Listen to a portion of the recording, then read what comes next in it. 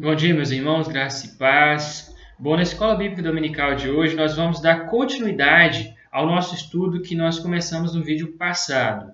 E o texto base do estudo, então, é Jó capítulo 11, versículo 1 ao 20. E o tema é as acusações de Zofar.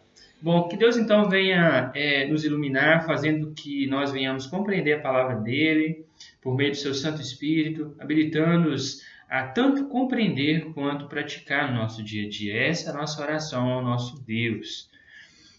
Então, no estudo passado, foi dito que depois de Satanás duvidar da integridade de Jó e sugerir que Deus teste Jó, Deus permitiu a Satanás tirar os bens, os filhos de Jó. Depois de Jó triunfar sobre a primeira tese, ele permite que Satanás tire a saúde de Jó. Jó triunfa sobre a segunda tese. Satanás incita a mulher de Jó contra ele. E Jó continua firme no Senhor.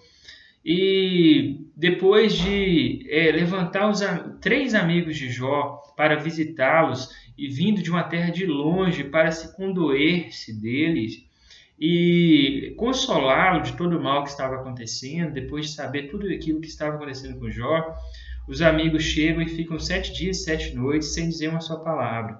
Então Jó, ao levantar e se lamentar da situação, os amigos se decepcionam, acreditando que Jó de fato, estava feliz ainda que passasse por aquela situação.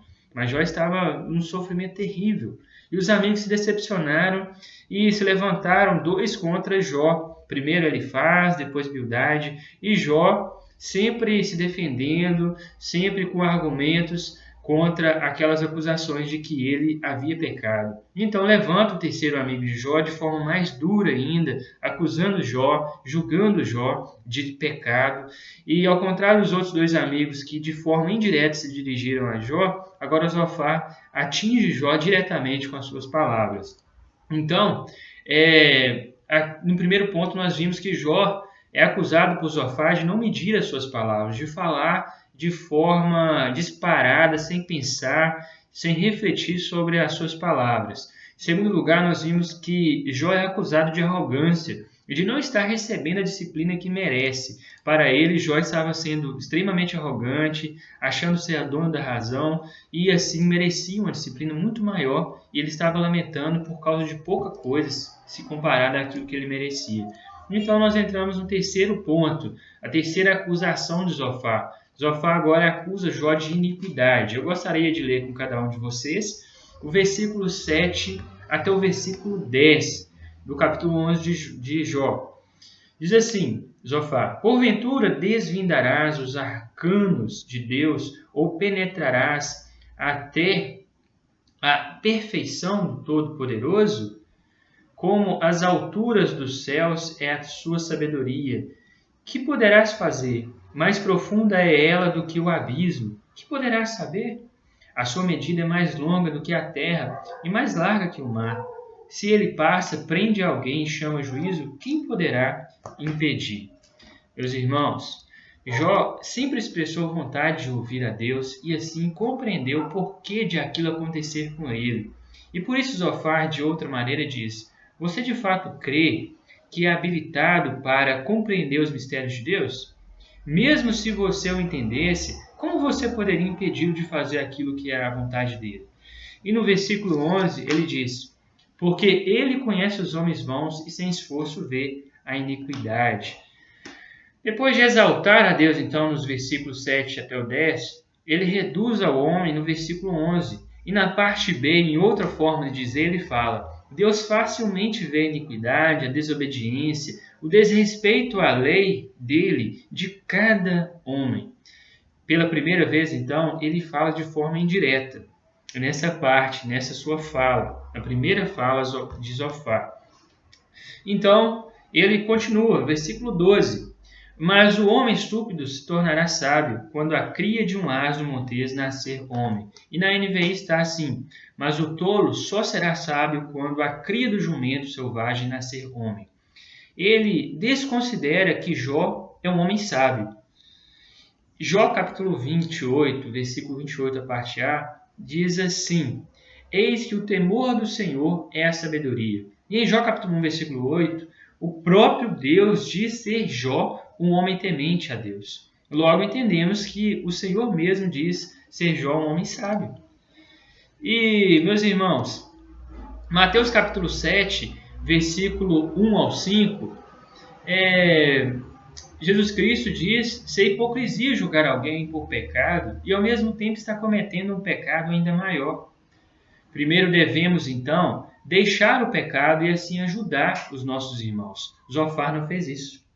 Precisamos olhar para nós mesmos e analisar a nossa vida antes de fazer qualquer julgamento ao nosso próximo. Zofar acusava Jó de coisas que ele cometia de forma pior do que Jó. Ele acusava Jó de arrogante, mas Jó não estava sendo. E sim, ele estava sendo arrogante.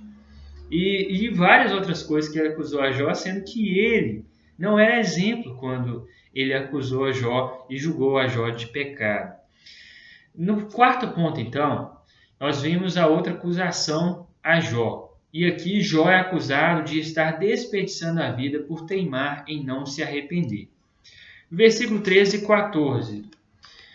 Zofar diz: Se dispuseres o coração, estenderes as mãos para Deus, se lançares para longe a iniquidade da tua mão e não permitires habitar na tua tenda a injustiça. Então Zofar propõe que Jó se arrependa e que não teime em mudar em pelo menos 3 aspectos. Primeiro, ele propõe que Jó disponha o coração para Deus, ou seja, que ele abra a sua mente para entender e aceitar o que Deus está fazendo na vida dele. Em segundo, ele sugere que Jó estenda as mãos para Deus, ou melhor, que ele se renda perante o Senhor, se humilhando e orando. Em terceiro lugar, ele aconselha que afaste o pecado da sua vida e da sua casa. Primeiramente, meus irmãos, é importante saber que Jó não passava por isso por causa de pecado. Em segundo lugar, em nenhum lugar do livro vemos indisposição em Jó para não querer entender e muito menos em aceitar isso na sua vida. E em terceiro, sabemos que Jó, tanto no primeiro quanto no segundo teste, se volta para Deus se humilhando, orando, aceitando o querer do Senhor. E isso está registrado em Jó capítulo 1, versículo 20 ao 22 e 2, versículo 10. E então, depois de ele dizer o que Jó tem que fazer, então ele continua no versículo 15 ao 19. Ele diz assim: Então, Jó, se você fizer isso, levantarás o rosto sem mácula, estarás seguro e não temerás, pois te esquecerás dos teus sofrimentos e deles só terás lembrança como de águas que passaram. A tua vida será mais clara que o meio-dia, ainda que lhe haja trevas, serão como a manhã. Sentir-te-ás seguro, porque haverá esperança. Olharás em redor e dormirás tranquilo. Deitar-te-ás e ninguém te espantará, e muitos procurarão obter o teu favor. Então, depois de propor que Jó fizesse isso, Zofar revela as bênçãos que ele receberia ao fazer essas coisas. Com isso, lista pelo menos 5 benefícios. Em primeiro lugar, ele diz que se Jó fizer isso, ele levantará o rosto sem vergonha, como se Jó tivesse errado. Em segundo lugar, ele ficará seguro e não terá medo.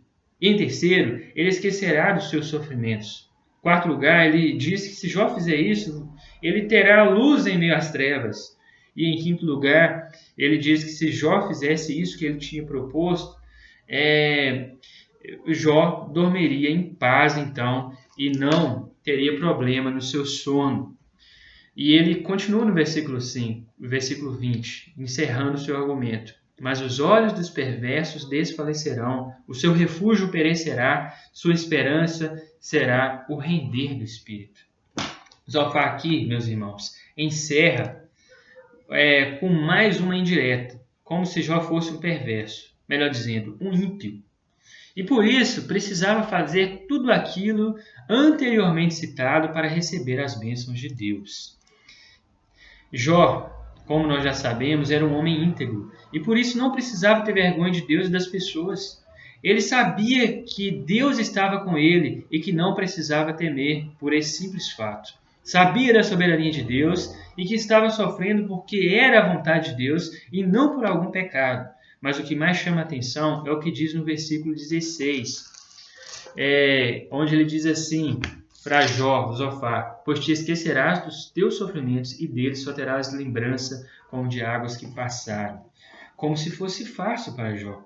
Ele foi insensível ao sofrimento de Jó, ao contrário de Jesus, que se fez homem como nós, sentiu o que sentimos, sofreu o que sofremos, experimentou a morte assim como vamos experimentar e, para completar, morreu em nosso lugar. Cristo Jesus foi o maior exemplo de altruísmo e empatia. Que sejamos como Jesus, então, e jamais queremos ser indiferentes como Zofar. Concluindo, Jó foi acusado por tagarelice, por arrogância, por pecado e por teimosia. Zofar foi extremamente duro com Jó, além de ter sido insensível à sua dor, ao seu sofrimento, ao seu estado em que se encontrava.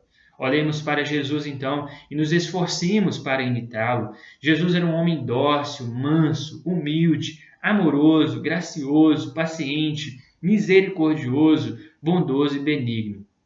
Em João capítulo 3, versículo 17 diz: Porquanto Deus enviou seu Filho ao mundo não para que julgasse o mundo, mas para que o mundo fosse salvo por ele. Então, que o nosso objetivo não seja acusar ou julgar o nosso próximo, mas de ser usado em sua salvação. Então, que Deus venha aplicar essa palavra ao seu coração e venha despertar o seu coração para amar as pessoas, para ter o objetivo de levar as pessoas à salvação, em vez de simplesmente acusar e julgar o seu próximo. Então, que Deus abençoe todas as suas famílias e fique na paz. Amém.